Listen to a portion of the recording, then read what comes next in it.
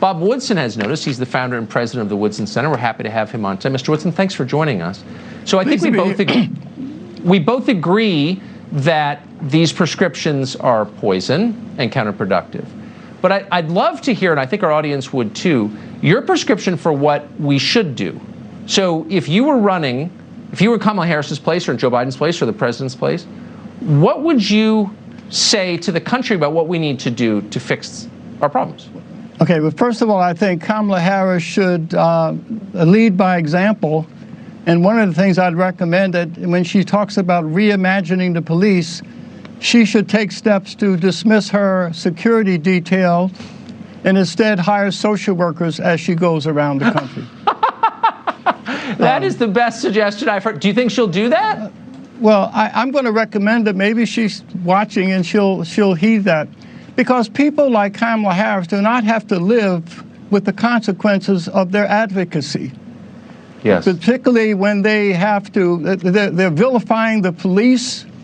And as a consequence, the people who are suffering most in this struggle are the people who they claim to represent and seeking justice. Low-income blacks in these communities are the ones. If I were the vice president, what I would do instead is, first of all, stop the money going to Black Lives Matter, have these corporations investing in rioting, investing in murder and looting. Yes. Because the more they do it. And what they also should stop doing is vilifying the police, because the more the police are vilified about patrolling aggressively in these black neighborhoods, the higher the murder rate goes up. Also, if police resources are drained off handling rioters downtown, then that's very dangerous for people in those communities. And also what we've got to stop doing is black children are dying in record numbers on our streets, and in the classrooms they're dying intellectually by giving these negative messages about that hate the country, that they live in a country that hates them. So what we are doing at the Woodson Center is that we're reaching out in communities and identifying people like the Alliance of Concerned Men. These are black men who are in those same zip codes, who have the trust and confidence of the people, and they are creating islands of peace. Also, another group that needs to be empowered is the hundreds and hundreds of mothers, black mothers, who are suffering these losses, and they are coming to us and saying, we want a voice. We are unalterably opposed to elimination or reducing police. We want the police to cooperate with us in the protection of them. So, Tucker, what we've got to do is we really got to shift the paradigm and recognize that people should be agents of their own uplift.